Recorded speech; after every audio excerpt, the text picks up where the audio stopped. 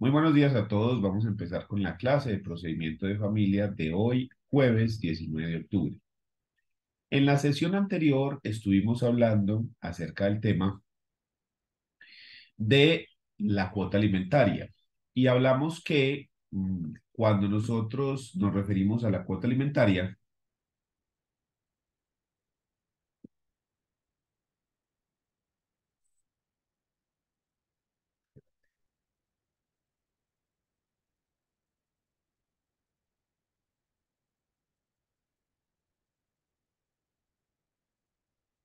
y hablamos que cuando nosotros nos referimos a la cuota alimentaria, nos referimos en específico a 5 clases de procesos diferentes.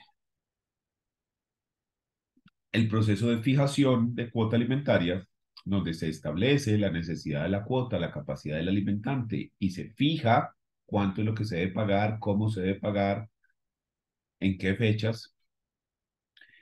Aumento de cuota alimentaria, que lo que hace este proceso es identificar si la necesidad ha aumentado o la capacidad ha aumentado y esto lleva a que se deba pagar más dinero. Disminución en sentido contrario, si se ha reducido la capacidad de pago, la necesidad, esto llevaría a disminuir la cuota. Exoneración de cuota alimentaria cuando desaparezca alguno de los dos requisitos principales como son la necesidad del alimentario o la capacidad. Y por último, mencionamos, aunque no lo explicamos muy bien, el proceso de ejecución de cuota alimentaria, el proceso ejecutivo. No lo explicamos toda vez que estamos hablando, como vemos acá en el cuadro, del proceso declarativo verbal sumario. Bajo esta modalidad de verbal sumario, que son procesos de única instancia, hablamos únicamente de fijación, aumento, disminución o exoneración de la cuota alimentaria. ¿Listo? Hablemos de los siguientes. Restablecimiento de derechos de los menores de edad.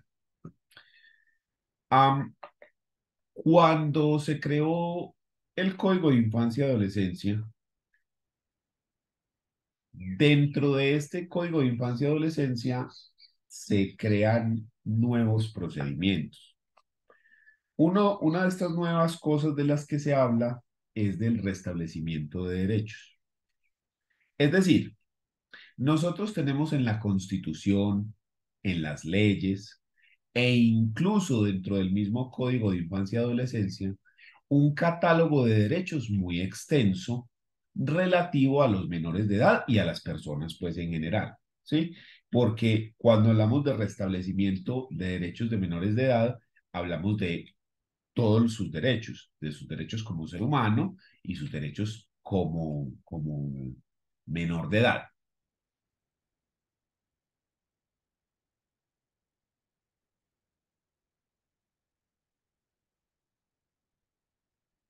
Entonces nosotros tenemos un catálogo de derechos muy nutrido, donde tenemos gran cantidad de derechos de diferentes naturalezas. Y la idea es que si tenemos un menor de edad que son personas de especial protección, son sujetos que la ley protege de manera especial,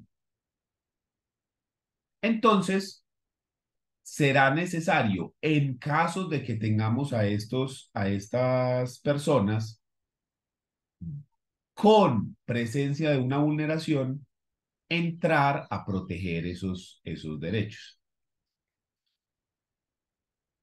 Y esto lo podemos encontrar, o esto se desprende de este Código de Infancia y Adolescencia, que es la Ley 1098 del 2006, en artículos como el artículo séptimo, que nos habla de la protección integral.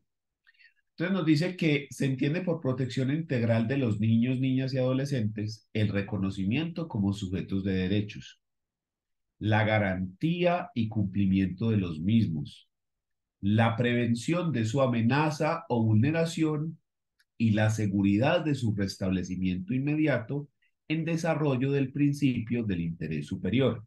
¿Cuál es ese principio del interés superior? Está acá en el artículo octavo, dice interés superior de los niños, niñas y adolescentes.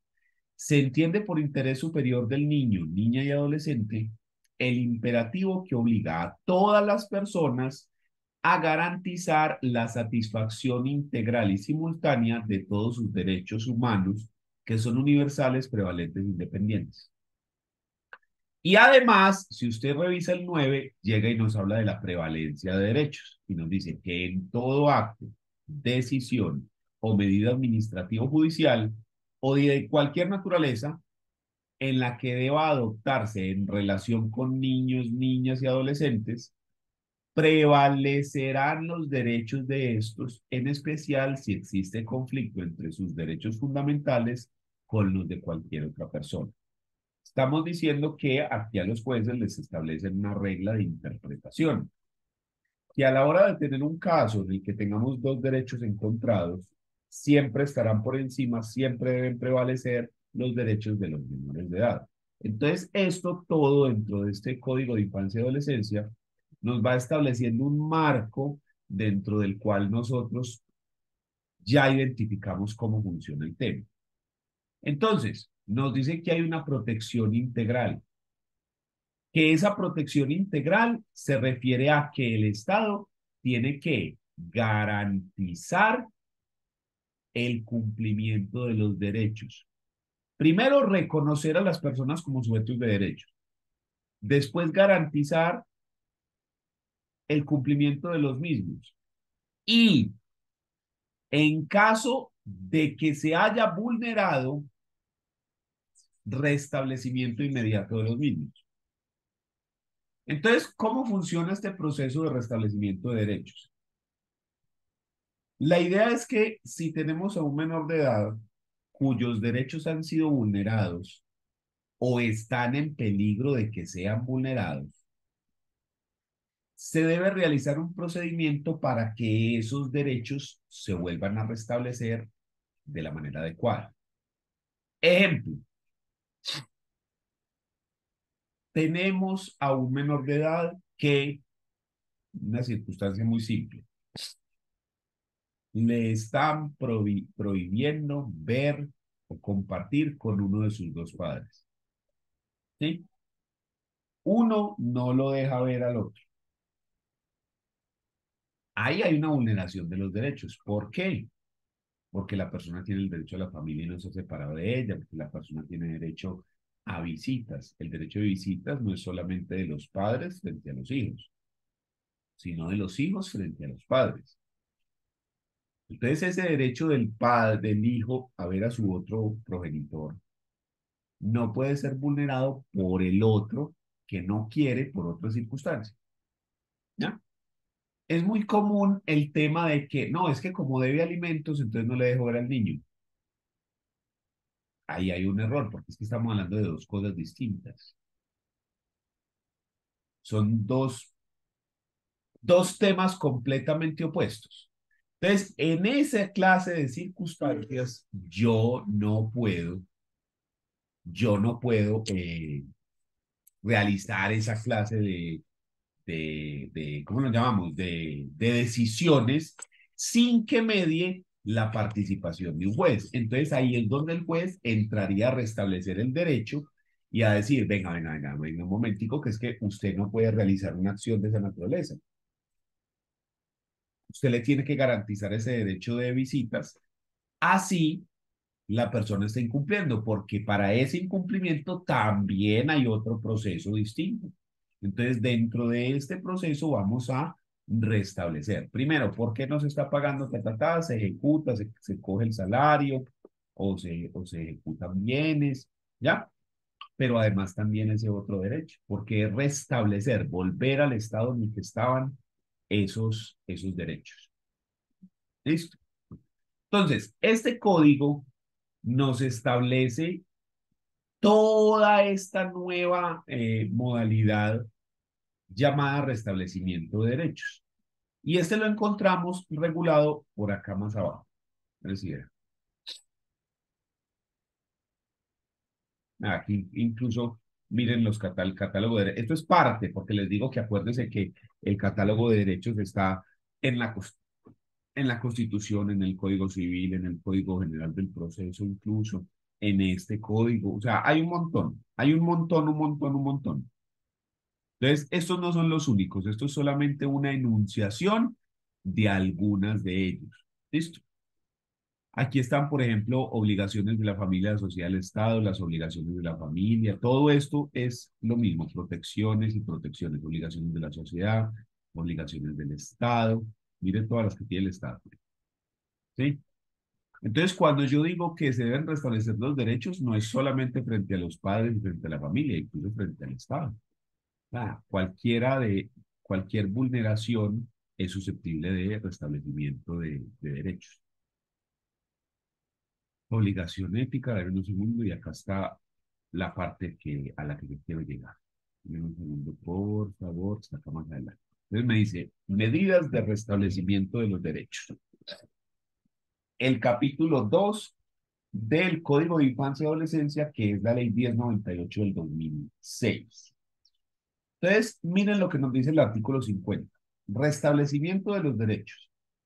Se entiende por restablecimiento de los derechos de los niños, las niñas y los adolescentes la restauración de su dignidad e integridad como sujetos y de la capacidad para hacer un ejercicio efectivo de los derechos que le han sido vulnerados.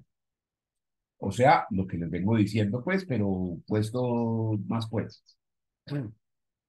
Obligación del restablecimiento de derechos. El restablecimiento de los derechos de los niños, las niñas o los adolescentes es responsabilidad del Estado en su conjunto a través de las autoridades públicas, quienes tienen la obligación de informar, oficiar o conducir ante la policía, las defensorías de familia, las comisarías de familia o en su defecto los inspectores de policía o las personerías municipales o distritales a todos los niños, las niñas o los adolescentes que se encuentren en condición de riesgo o vulnerabilidad. Cuando esto ocurra, la autoridad competente deberá asegurarse de que el Sistema Nacional de Bienestar Familiar garantice su vinculación a los servicios sociales.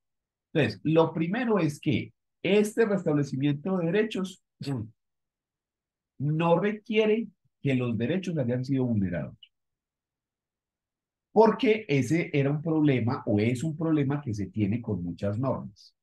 Y usted necesita que los derechos de las personas se hayan vulnerado para empezar a protegerlos en algunos casos. ¿Sí? Entonces, por ejemplo, usted no puede meter a la cárcel a una persona antes de que mate a alguien. Sí, por poner una cosa bárbara. ¿Por qué? Porque siempre y cuando la persona no haya matado a nadie, inocente. No, pero es que mire que le han hecho una cantidad de estudios psicológicos, mírele esa cara, mire cómo dice, mire las amenazas que hizo, mire las... Pero no ha matado todavía a nadie, ¿cierto? Todavía no ha matado. Sí, no ha matado a nadie. Pero las amenazas, sí, sí, eso es otro delito. Pero no ha matado a nadie, no. Pues yo no lo puedo meter a la cárcel por homicidio. Pero es que mire que va a matar preventivamente. No, no, no. En este caso del restablecimiento de derechos, esa era una incógnita. Es decir, cuando hablamos de menores de edad, nosotros tenemos que esperar a que a esas personas se le hayan vulnerado los derechos para poder intervenir. Y aquí el código nos dice no. Si cualquier persona, no tiene que ser la familia, cualquier persona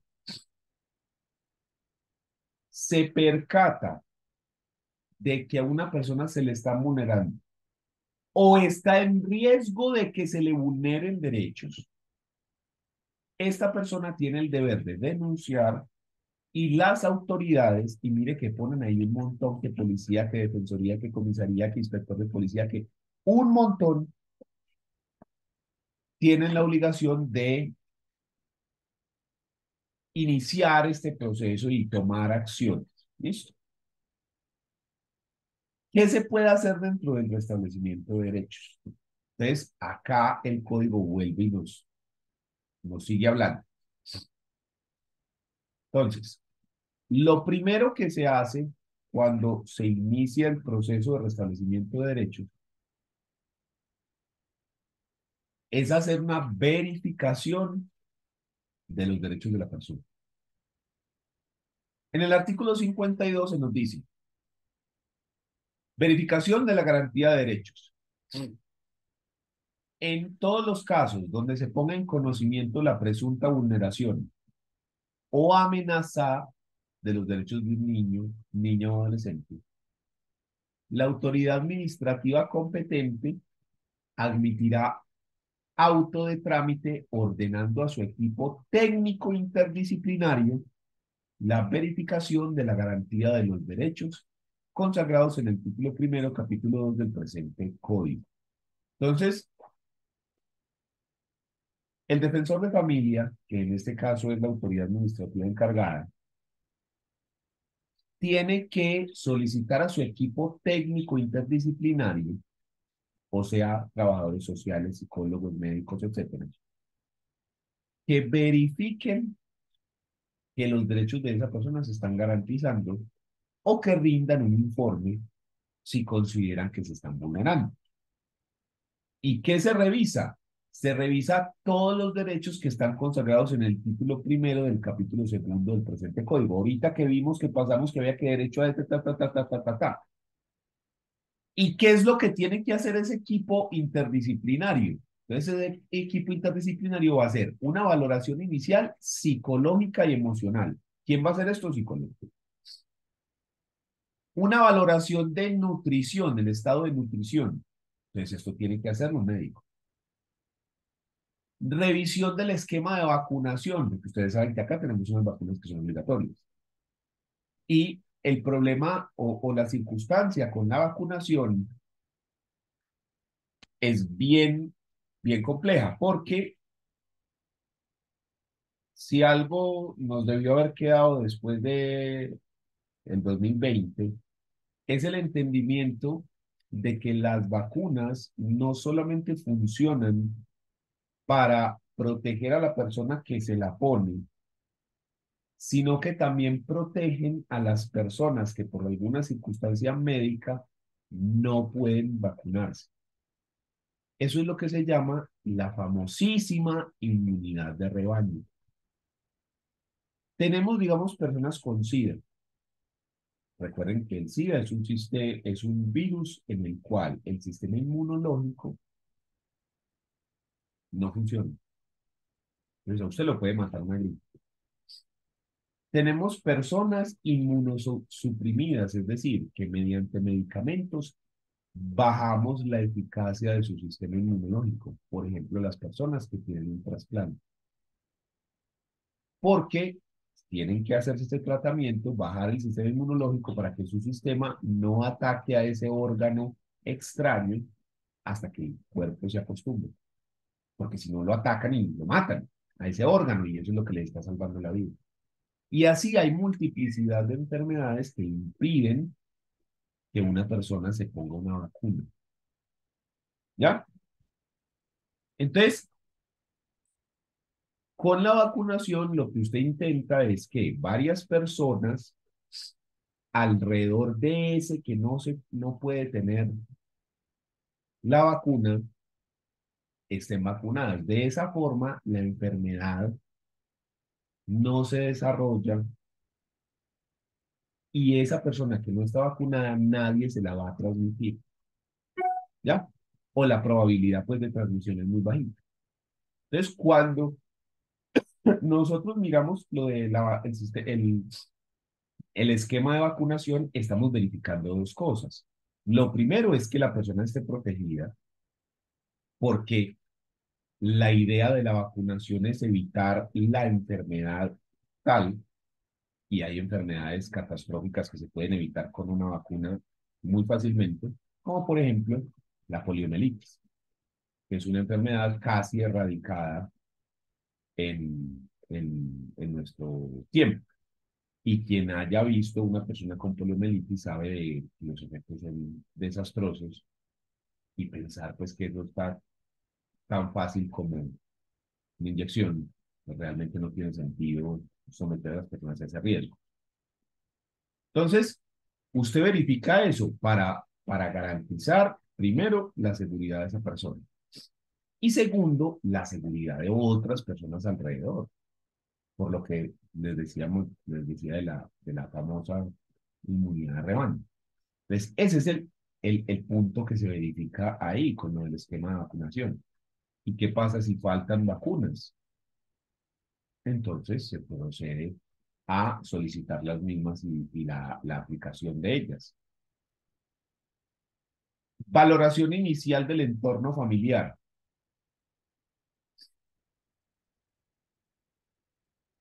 ¿Qué vamos a mirar acá?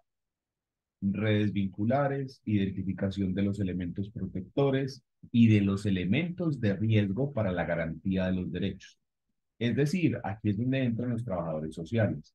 Hacer una visita a la familia, mirar dónde es que viven, mirar cómo es la estructura de conformación de su familia, dónde puede haber elementos de protección, no, que es que con la abuela, que con la mamá, que con no sé qué, y dónde hay los elementos de riesgo. ¿Listo? Verificación de la inscripción en el registro civil de nacimiento, que también es una obligación. La verificación de la vinculación al sistema de salud y seguridad social, que también es obligatorio. Y usted lo tiene que hacer por el SISBEN en caso de que la persona no tenga recursos o en el sistema subsidiado en caso de que la persona sí los tenga. Y la verificación a la vinculación al sistema educativo. ¿Sí? Entonces, todo esto es lo que se va a revisar. Además, pues, mire que aquí arriba nos están hablando de todos los derechos que están en el título primero, capítulo 2. Entonces, se hace esa evaluación y lo que les digo es un equipo técnico interdisciplinario. Entonces, tenemos psicólogos, trabajadores sociales, médicos, y todo ese equipo va a hacer esa revisión y se va a emitir un concepto. Entonces, mire, de las anteriores actuaciones, los profesionales del equipo técnico interdisciplinario emitirán los informes que se incorporarán como prueba definitiva para el trámite a seguir. Entonces, todo ese equipo establece unos informes y todo eso llega al expediente para la verificación. ¿Listo?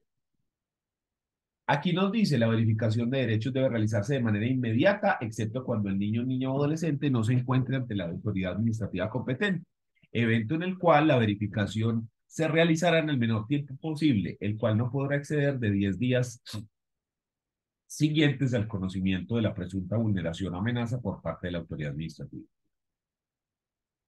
Y tercero, dice, si dentro de la verificación de la garantía de derechos se determina que es un asunto susceptible de conciliación, se tratará conforme a la ley vigente en esta materia. En el evento en que fracase el intento conciliatorio, el funcionario mediante resolución motivará, perdón, mediante resolución motivada fijará las obligaciones provisionales respecto a la custodia, alimentos y visitas en caso de que alguna de las partes lo solicite dentro de los 5 días siguientes. Entonces, ¿qué nos dicen? Si aquí usted se da cuenta que es un tema sobre la cuota alimentaria, que es un tema sobre la custodia, que es un tema sobre visitas, que son temas que pueden conciliarse, entonces se debe intentar resolver eso por conciliación. Si se hace la conciliación y no se logra el acuerdo, porque recordemos que la conciliación es un método alternativo de solución de conflictos, pero que tiene un componente muy importante y es que ambas partes, las dos personas citadas a conciliador, tienen que estar de acuerdo para que el acta de conciliación sea exitosa. ¿Sí? Para que ese acuerdo quede asentado en el acta de conciliación. Si no están de acuerdo los dos, no hay conciliación. Entonces, teniendo eso claro, nos dice el código, vea, si es un asunto susceptible de conciliación, intente la conciliación, hágale. Pero si no se logra la misma, entonces, ¿qué pasa ahí? Si usted no logra la conciliación, usted tendría que proceder a demandar para que el juez ya de manera imperativa, obligatoria, imponga la decisión que él considera responsable. O sea, la decisión del juez ya no depende de la voluntad de las partes. Pero ¿y cuánto tiempo va a pasar mientras usted elabora la demanda, consigue el abogado, el juez la admite, se notifica, se contesta, hasta que lleguemos a la sentencia? Pueden pasar 6 meses, un año. Espérese, y en ese tiempo la vulneración de los derechos de la persona que jodido, en un año destruyen a una persona. Entonces, Para evitar esa vulneración mayor, si no se logra la conciliación, el funcionario que la realice puede establecer de manera provisional una cuota alimentaria provisional o un régimen de custodia y visitas provisional, para que mientras que se resuelva por el juzgado, ese tema quede mínimamente regulado hasta tanto el juez confirme esa provisionalidad y la deje ya establecida, deje ese régimen de manera definitiva, o que revoque esa medida provisional y la cambie por otra. ¿Estamos?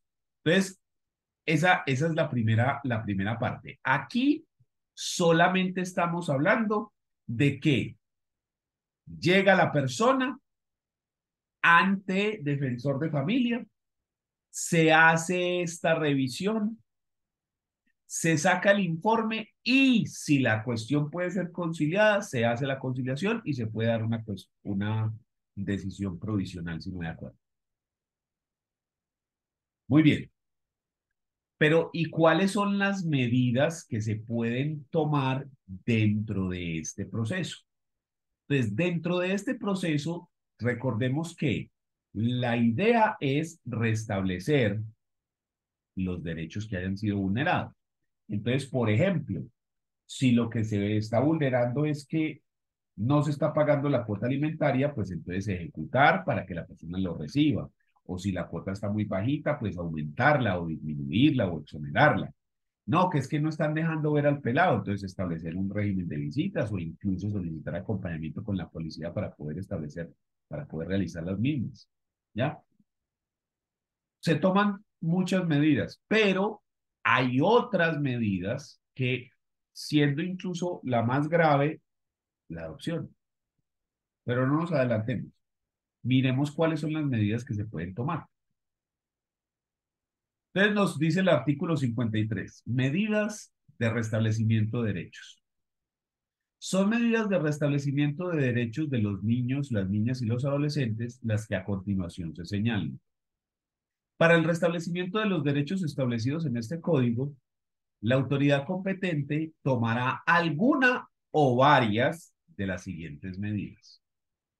Primero, una amonestación con una asistencia obligatoria a curso pedagógico. Entonces, a la persona se le hace una amonestación. Básicamente, ojo, que usted no puede volver a hacer estas circunstancias. Si no, usted puede incurrir en un delito, ¿ya? De esta y esta naturaleza. Y se les obliga a la asistencia a un curso obligatorio. Entonces, mire aquí el tema de la amonestación, artículo 54. O sea, esta que está acá, la medida del numeral primero, está regulada acá en el artículo 54. Dice, la medida de amonestación consiste en la conminación a los padres o las personas responsables del cuidado del niño, niña o adolescente sobre el cumplimiento de las obligaciones que les corresponde o que la ley les impone. Comprende la orden perentoria de que cesen las conductas que puedan vulnerar o amenazar los derechos de los niños, las niñas y los adolescentes, con la obligación de asistir a un curso pedagógico sobre la niñez a cargo de la Defensoría del Pueblo, so pena de multa convertible en arresto. Y luego acá en el 55 dice incumplimiento de la medida. El incumplimiento de las obligaciones impuestas en la diligencia de amonestación acarreará a los infractores la sanción de multa equivalente al valor de 1 a 100 salarios mínimos diarios legales vigentes, convertibles en arresto en razón de un día por cada salario mínimo legal vigente de multa. Y esta sanción será impuesta por el defensor de familia.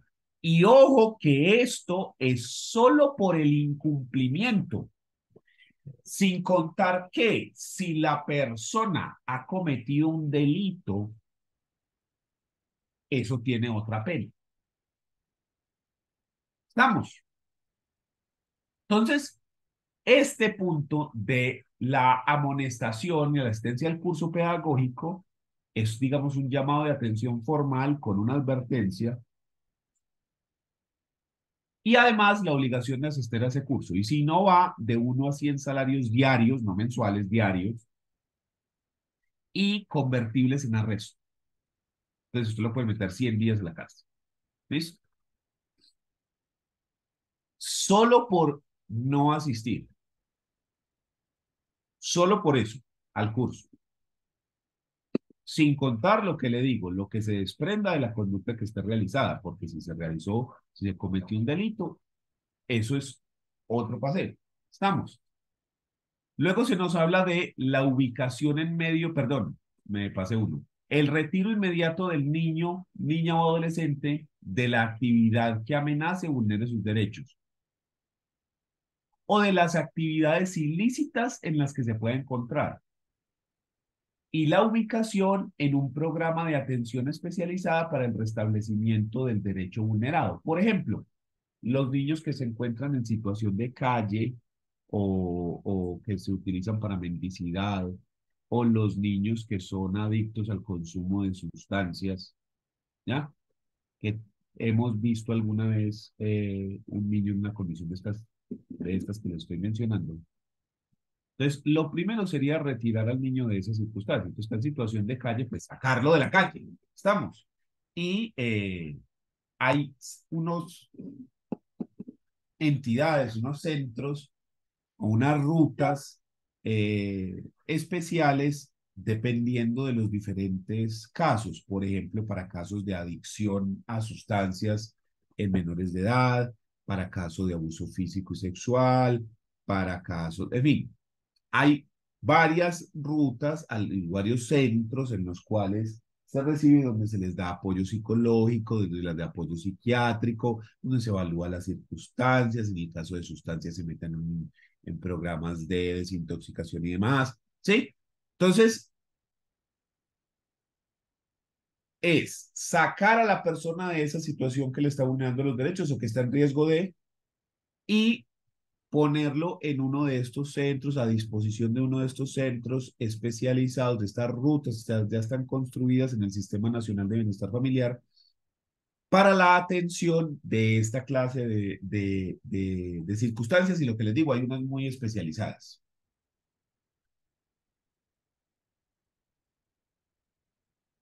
Este está por acá más abajo,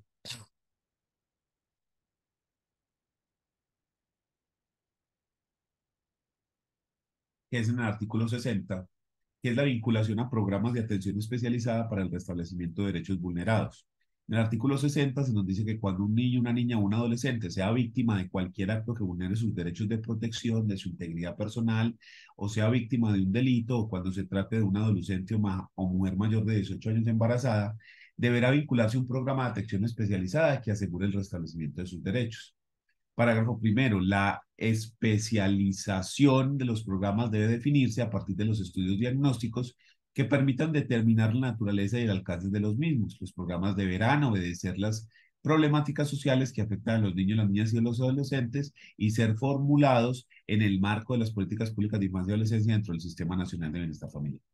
Lo que les decía, la idea de esto es que se establezcan unas rutas después de haber hecho un estudio concienzudo de cuáles son los problemas. Entonces, por ejemplo, estamos viendo circunstancias de niños en situación de calle, entonces tiene que haber una ruta para cuando tengamos a una persona de esta problemática, poder acudir ahí y donde se le brinde una atención primaria especializada eh, y podamos resolver o solventar pues esta situación. ¿Listo?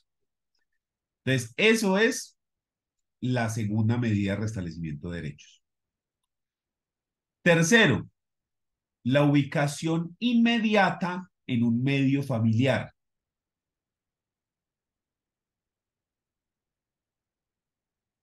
Cuarta, ubicación en centros de emergencia para los casos en que no procede, perdón, la ubicación en los hogares de paso. Entonces, aquí hay dos cosas. Digamos que el pelado está en una circunstancia de abuso sexual, de abuso físico, de consumo, una circunstancia así muy grave. ¿Listo? tenemos que sacar al niño de esa circunstancia, nos lo dijeron arriba. Si esa circunstancia se está dando dentro de su familia, entonces hay que retirarlo de ese ambiente. ¿Listo? Y aquí hay dos pasos. El primero es el hogar de paso. Son unas familias donde reciben a esa persona por un periodo muy corto de tiempo. La idea es tener a ese pelado en una parte donde pueda tener sus derechos garantizados, es decir, tiene comida, cama, nadie le va a estar haciendo nada, ¿sí? Donde la persona va a estar tranquilo, protegido, en un lugar seguro, mientras se ubica a dónde es que lo vamos a mandar. Y la primera opción es ubicarlo en medio familiar, es decir, dentro de su familia, ubicarlo ahí, con unos tíos, con la abuela, ¿sí? Con la hermana, dentro de la familia. Eso se llama ubicación en medio familiar. Entonces tenemos dos. La ubicación en el hogar de paso, eso es uno, y se llama hogar de paso porque es un periodo de tiempo muy corto. Y el otro es la ubicación en medio familiar, que ya es por un periodo más prolongado, más prolongado. La idea es que para no tener al pelado ahí en bienestar familiar en la comisaría de familia o en la defensoría y de familia esperando en una silla a ver qué hacen con él, pues lo ponemos en el lugar de paso donde puede esperar tranquilamente, está en una casa tranquilamente, mientras resolvemos a dónde es que lo vamos a mandar. ¿Dónde está regulado esto y los términos de esto? Acá más abajo. Entonces,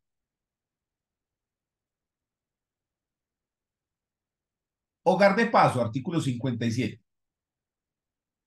La ubicación en hogar de paso es la ubicación inmediata y provisional del niño, niña o adolescente con familias que forman parte de la red de hogares de paso. Procede la medida cuando no aparezcan los padres, parientes o las personas responsables de su cuidado y atención. La ubicación en hogar de paso es una medida transitoria y su duración no podrá exceder de 8 días hábiles, término en el cual la autoridad tiene que decretar otra medida. Entonces, esto es algo provisional, vea que acá lo dice, y máximo 8 días hábiles, o sea, una semana y media, máximo. Después, vencido ese término, se tiene que tomar otra medida. Entonces ya sabemos que el hogar de paso es una cuestión rápida, máximo 8 días. Miremos lo de la ubicación en medio familiar, que es otra cosa distinta, es otra medida. Entonces nos dice, artículo 56, ubicación en medio familiar. Es la ubicación del niño, niña o adolescente con sus padres o parientes cuando estos ofrezcan las condiciones para garantizarles el ejercicio de sus derechos y atendiendo a su interés superior. Si el problema lo está generando la mamá, lo podemos sacar y ponerlo con el papá o viceversa. Si el problema lo está generando el papá, con la mamá, pero si son los dos o no tiene estos, pues lo podemos poner con los abuelos o con una tía, o sí, dentro de su familia. La búsqueda de parientes para la ubicación en medio familiar, cuando a ello hubiere lugar, se realizará en el marco de la actuación administrativa. Esto es durante los 6 meses del término inicial para resolver su situación legal. Y no será excusa para mantener al niño, niña o adolescente en situación de declaratoria de vulneración. Los entes públicos y privados brindarán acceso a las solicitudes de información que en dicho sentido eleven las defensorías de familia, las cuales deberán ser atendidas en un término de 10 días. Si la verificación del estado de sus derechos se desprende que la familia carece de recursos económicos necesarios para garantizar el nivel de vida adecuado, la autoridad competente informaría a las entidades del Sistema Nacional de Bienestar Familiar para que le brinden a la familia los recursos adecuados mientras ésta pueda garantizar. ¿Sí? Entonces esto es ubicarlo dentro de su familia, pero alejado de la circunstancia o del problema que, eh, que le está vulnerando los derechos o que está en riesgo de vulnerarle los derechos. Entonces, eso es los hogares de paso. Entonces, ya sabemos, hogar de paso y ubicación en medio familiar. Y por último, la medida más grave, la medida cuando ya no hay otra solución, cuando no puedo garantizarle los derechos de ese niño dentro de esa familia, es la adopción. Tengamos en cuenta que esta es la última ratio. Esto es lo que nunca se quiere hacer. Digamos que en Colombia existen dos tipos de adopción. La adopción en la que los padres dan en adopción al hijo y la adopción en la cual, después de hacer todo el proceso, nos damos cuenta que su familia biológica no le puede garantizar los derechos. Si le dejamos con su familia biológica, se le van a vulnerar los derechos. Entonces, la única opción que hay, porque ya agotamos todas, es entregarlo a otra familia. Y esto es muy grave porque, por ejemplo, caso de abuso físico. Entonces yo puedo retirar al niño de los padres y entregárselo a los abuelos o a los tíos. Y en ese ambiente podemos garantizar sus derechos y se resolvió. Pero aquí lo que yo estoy diciendo es que los derechos no se le pueden garantizar con nadie de su familia. Entonces, llegado a ese punto, toca buscar otra familia. Entonces, digamos que es la decisión más grave a la que puede dar lugar este proceso de restablecimiento de derechos.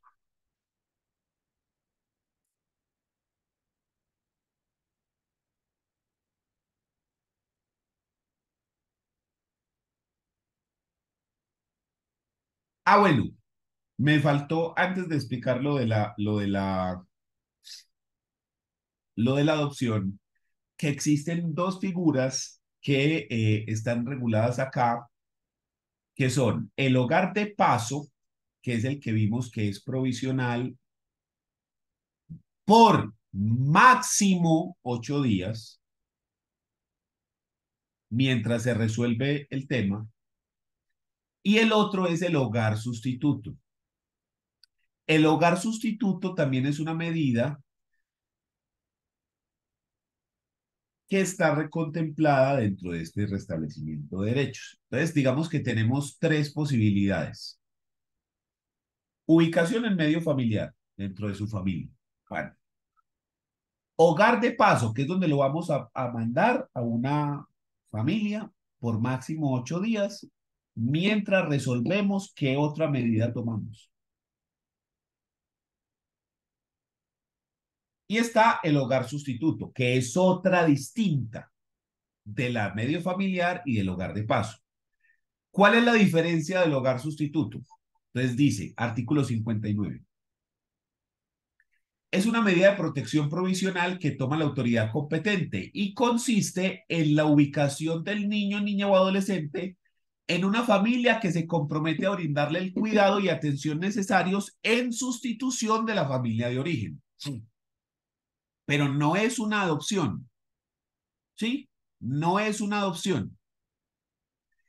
Esta medida se decreta por el menor tiempo posible, de acuerdo con las circunstancias y los objetivos que persiguen los procesos administrativos de restablecimiento de derechos, sin que pueda exceder el término consagrado en los artículos cuarto y sexto de la Ley 1878 del 2018. Entonces, el término máximo Para establecer esta medida lo vamos a encontrar acá.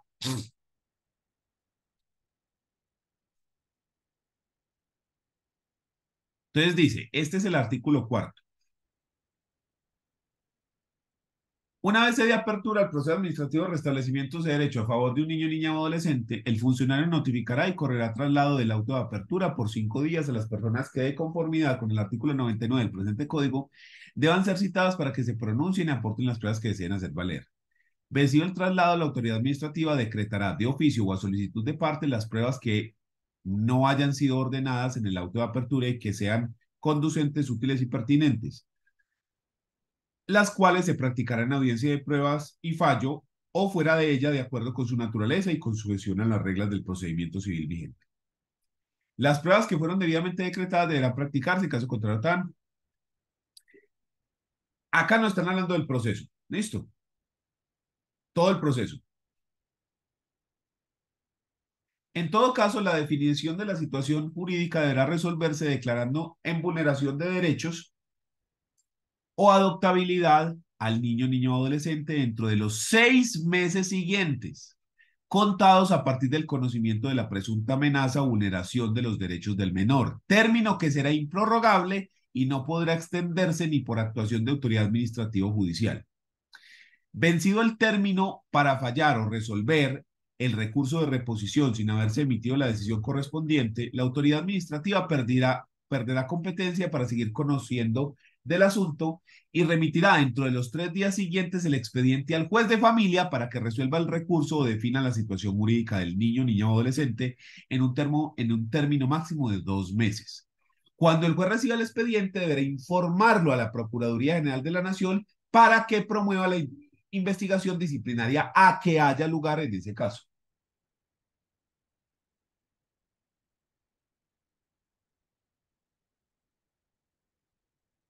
Un segundo, por favor. Ya, continuamos. Entonces,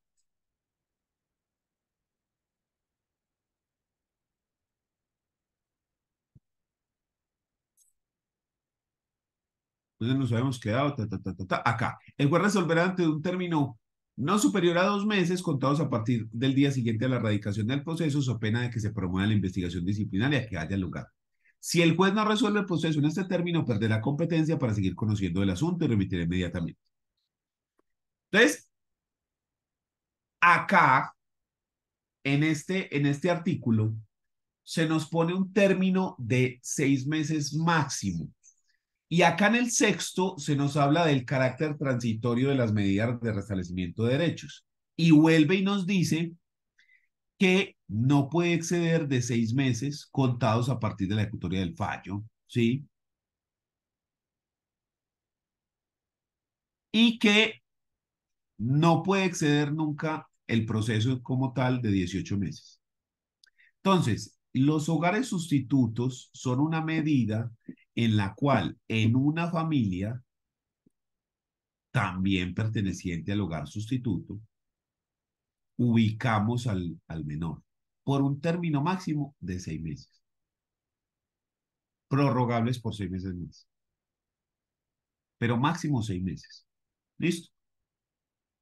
El hogar de paso, máximo 8 días. Y en medio familiar sí puede ser indefinido en el sentido de que es hasta tanto se termine la vulneración o riesgo de vulneración de los derechos de esa persona.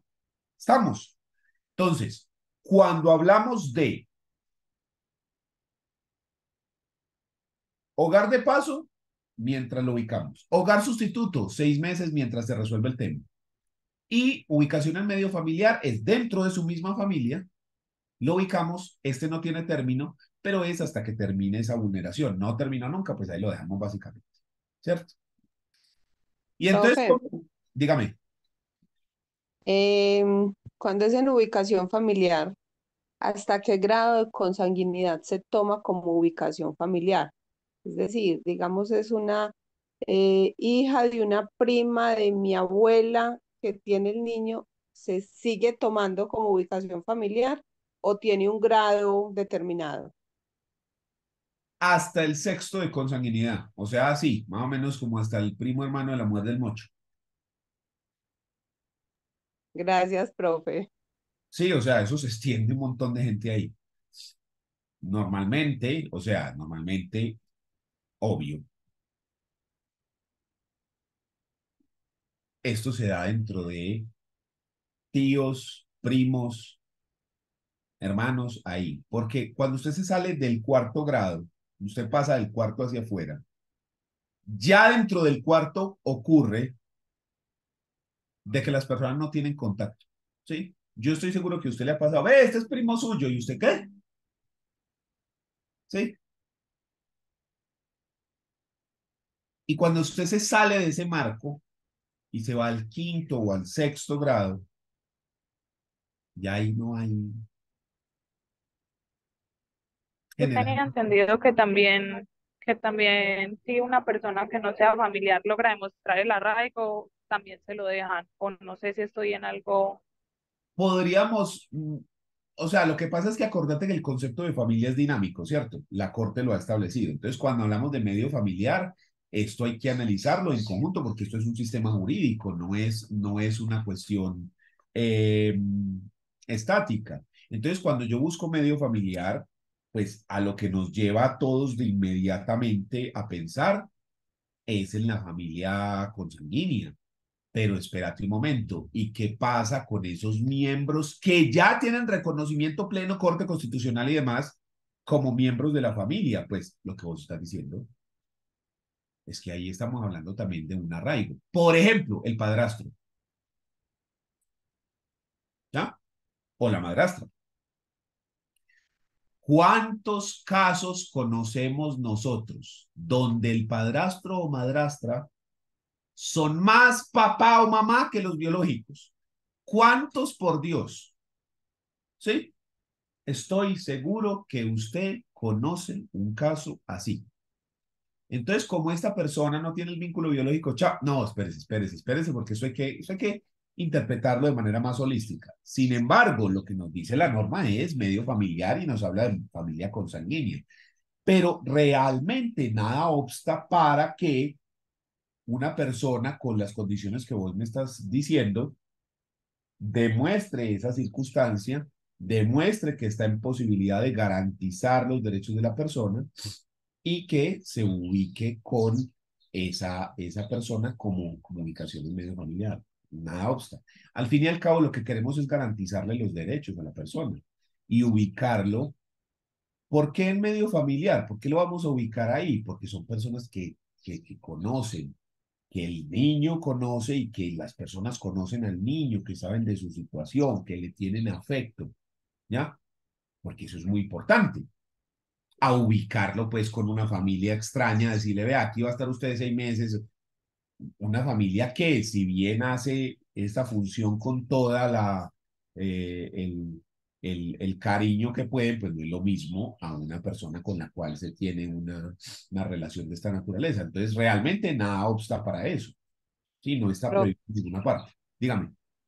ahí mismo, en ese ejemplo que nos das de los padrastros, cabe la posibilidad también de cuando hablamos de los tíos políticos. Entonces, digamos, el tío como tal de sangre ya no está o ya no se tiene una relación con esta persona, pero se sigue viendo la otra como la tía y como pues la tía política. También puede estar ahí Sí, que mire que ejemplificado. mucha gente les dice tío y tía, ¿sí? Tío, Sí, y usted va a ver y realmente no es tío, es el tío político, es decir, el esposo o esposa de la tía o del tío. Sí, sí, sí, claro, claro, claro, claro. Es que mírelo y verá que es que todo lo entendimos. Cuando usted mezcla lo del concepto de familia que nos habla la Corte, que es un concepto dinámico, que la familia corresponde a una construcción social, y usted aplica esto a ubicación en medio familiar, usted junta las dos cosas, interpreta y dice, ok, sí, todas esas interpretaciones son válidas. Obvio, dame la prueba y te daré el derecho, pues, ¿cierto? Mostremos lo que decíamos ahorita, esa vinculación, mostremos ese arraigo, mostremos eso. ¿Cómo? testimonios, documentos, en fin, muchas formas de hacerlo. Entonces, sí, nada obsta, porque volvemos a lo mismo. Es mejor poner a esa persona con su tío que con una familia de extraños. Obvio, va a estar bienestar familiar, defensoría de familia, pendiente de la garantía de los derechos, haciendo evaluaciones constantes, ¿sí? Eso es clarísimo, pues. Pero es que yo conocí un caso en el que lo mandaron para otra parte y lo violaron y lo vendieron y lo... Sí, hay casos así. Nosotros vivimos en un mundo, es el que nos tocó. ¿Estamos? Entonces, sí, eso pasa, pero esa no es la regla general. ¿Ya? Yo sí soy un fiel creyente que los buenos somos más, pues. Entonces, no es la regla general. ¿Listo? Entonces, lo normal sería que ese tío, por ejemplo, pueda brindarle más afecto que una persona que de la calle, digamos, llamémoslo así. ¿Ya?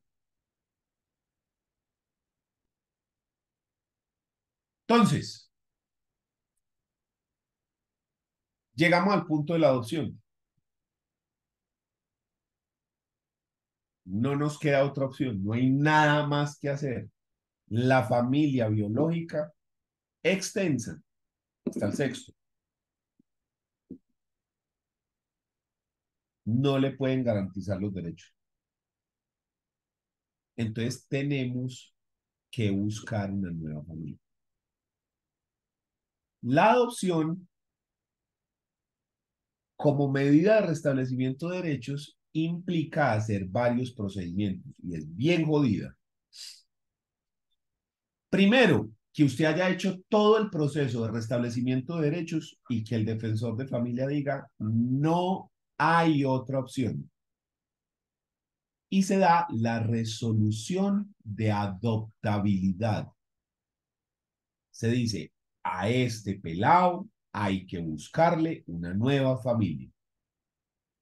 A partir de ahí, esa persona entra a un programa de adopción. Entonces es puesto a disposición de alguno de los centros de adopción que hay en Colombia, todos vigilados, controlados y garantizados por bienestar familiar. Y hay centros de adopción privados, vigilados, controlados, revisados, bienestar familiar, y públicos. Privados, por ejemplo, en Medellín hay dos: la casita de Nicolás y la casa de María del Niño, que quedan uno queda en el Poblado, por Aloma de los Balsos, y el otro queda en el centro, como por el Águila Descalza, por ahí. Esos son privados, pero hay varios, ¿sí? Lo que les digo, también hay centros de adopción eh, públicos, ¿listo? Entonces, la persona es puesta ahí a disposición y ahí se empieza a buscar alguna de las familias que ingresan al programa de adopción. Entonces, se dio la resolución de adoptabilidad y empezamos a buscar. Por otro lado, en otro lado de la historia, como para en las películas, mientras tanto, y cambian a otra escena, si un padre, unos padres quieren adoptar, entonces se acercan a bienestar familiar y manifiestan la voluntad de adoptar. Y entonces inician un proceso para verificación. Ese proceso se demora más o menos 2 años.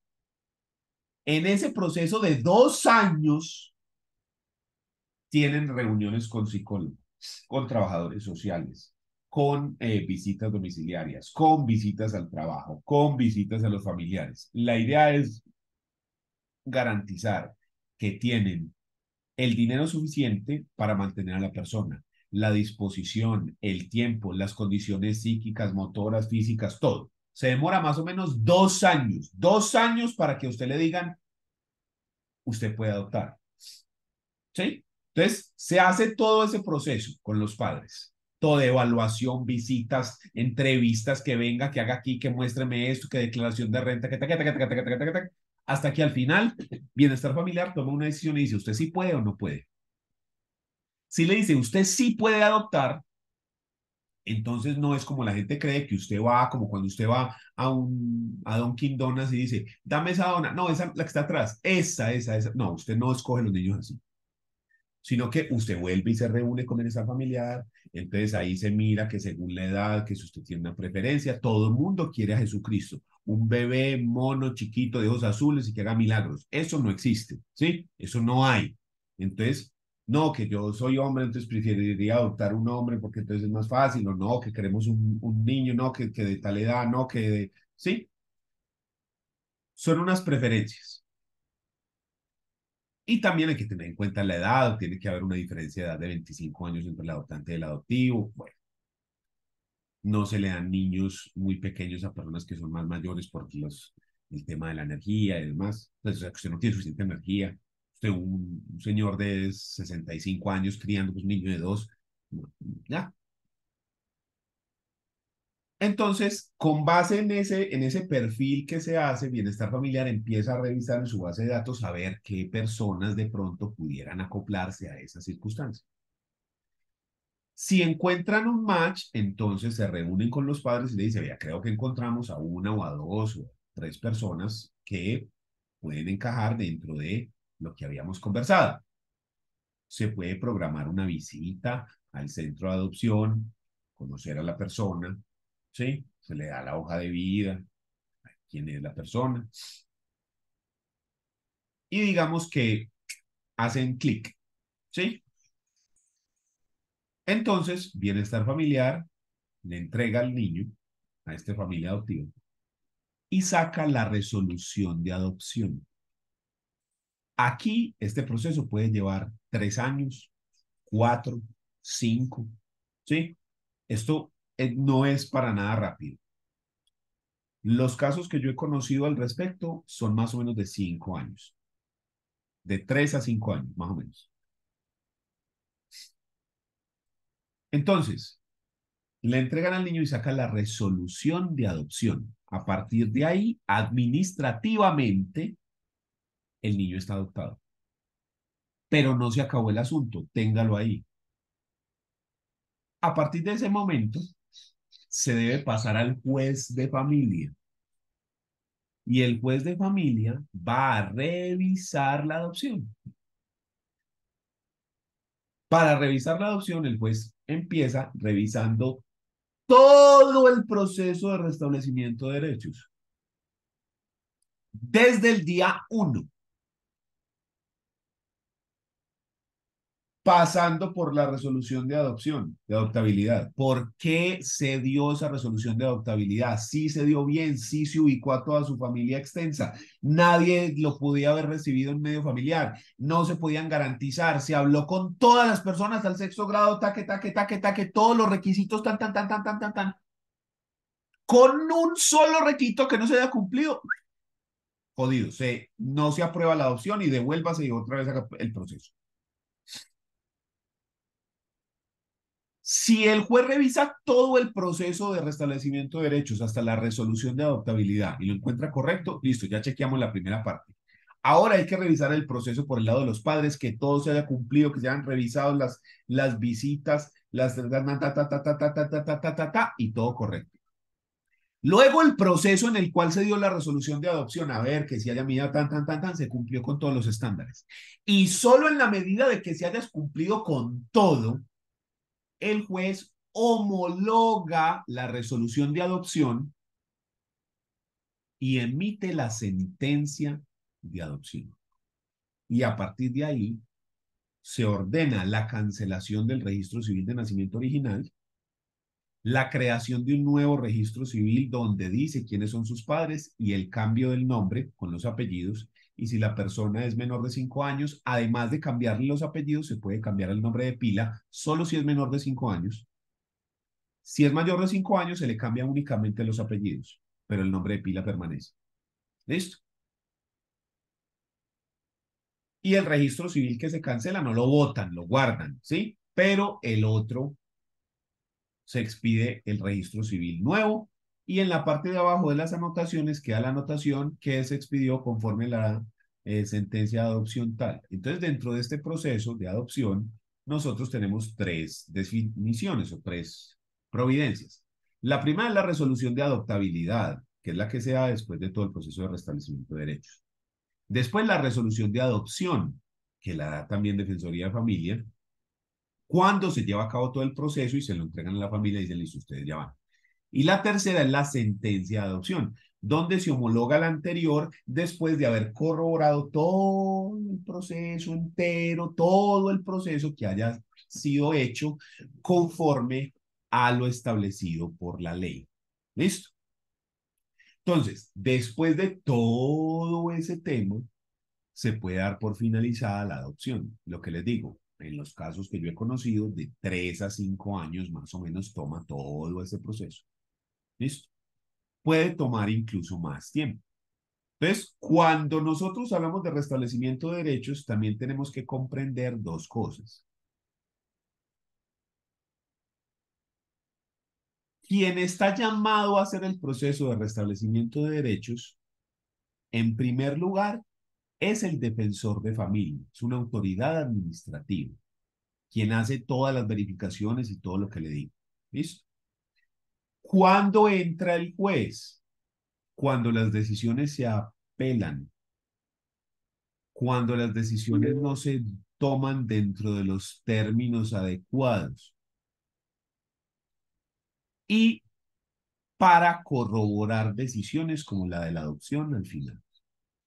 Entonces, digamos que ese proceso es un proceso administrativo, pero que también está en cabeza del juez en algunas instancias. No siempre, porque quien es el funcionario competente es el defensor de familia.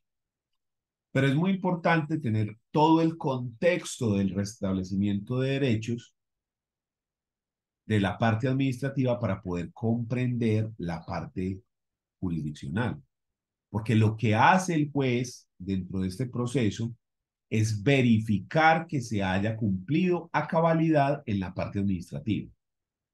Si se ha cumplido a cabalidad, entonces el juez homologa las decisiones, las toma en el mismo sentido, las confirma.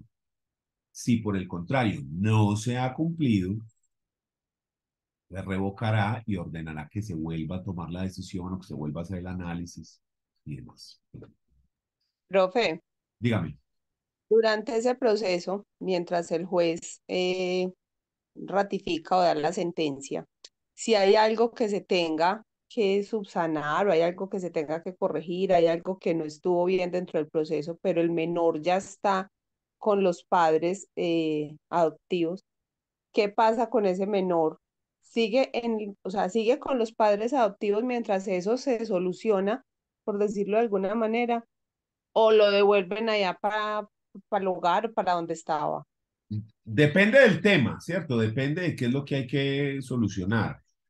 La mayoría de los casos te puede decir que sí, permanece con la familia hasta tanto el juez no revoque y diga, no, no, no, no, no, devuélvase todo porque esto está mal hecho, no, no, vuelve a empezar.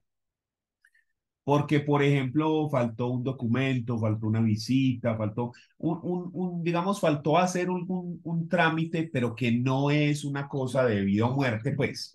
Sí, no es que, no, ay, hombre, ¿y ustedes nunca le preguntaron al papá si se quería quedar con el niño? ¿Al papá?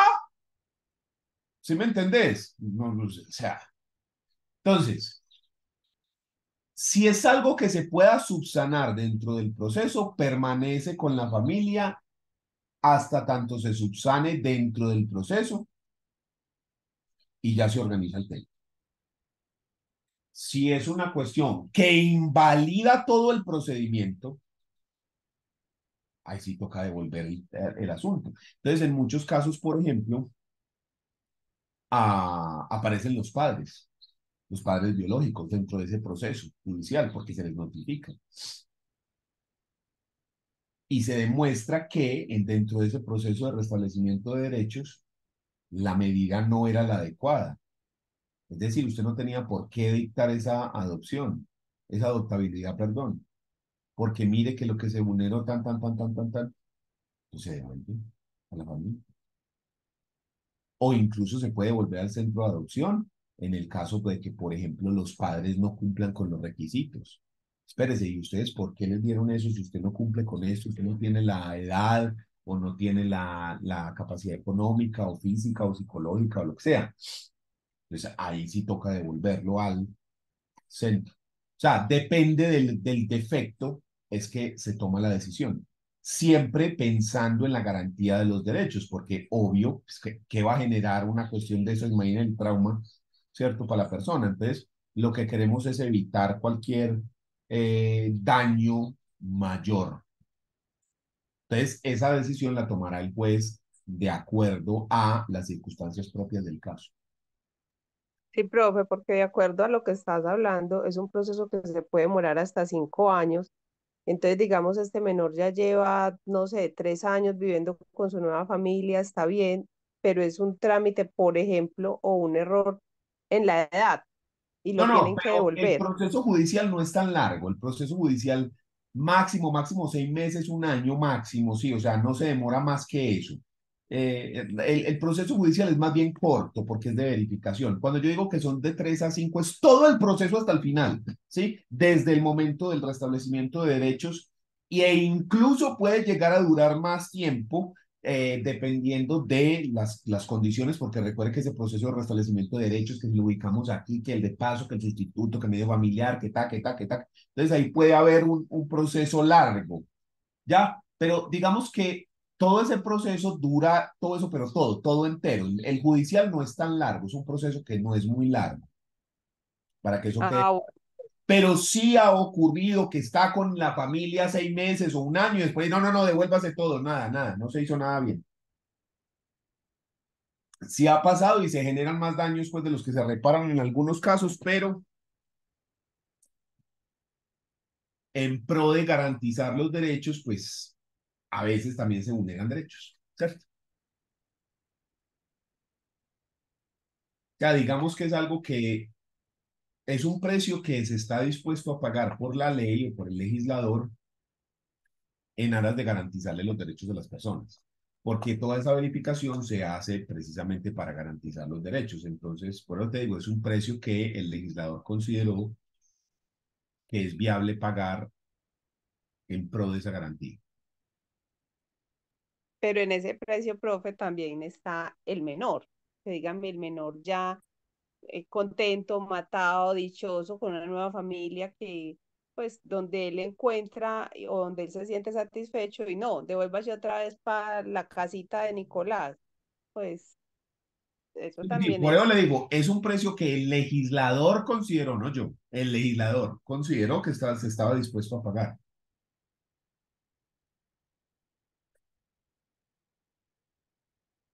Realmente es un tema difícil porque uno entiende la razón, sí, uno entiende de que lo que se busca es la garantía de los derechos al máximo, pero sí hay casos, volvemos a lo mismo, no es común, pero sí hay casos donde se generan traumas muy tesos por cuestiones que uno dice, hombre, no está bien, sí, o sea, esto es una cuestión que no. Entonces, sí, o sea, cuando se cambió el sistema de adopción con este código, porque antes era más sencillo, se cambió para tratar de garantizar aún más los derechos de las personas que terminaban en esta circunstancia de adopción.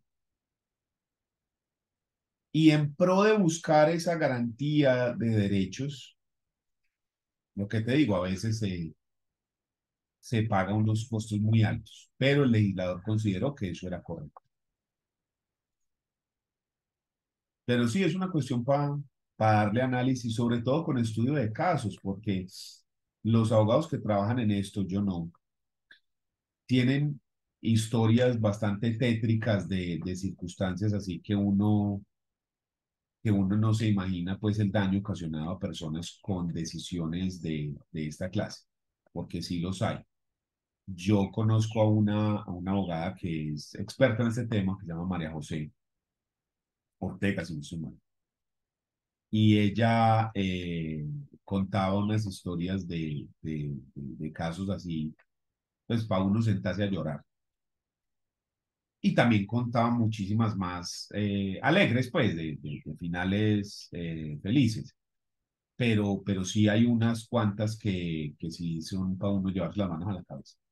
Pues bueno, es un tema para tener ahí en cuenta. Entonces, ese es el sistema de restablecimiento de derechos, el proceso de restablecimiento de derechos en todas sus partes, está dentro del Código de Infancia y Adolescencia, que es la Ley 1098 de 2006. ¿Dudas? Profe, no, gracias, me resolviste las dudas. Entonces, dejamos ahí y nos vemos en la próxima clase.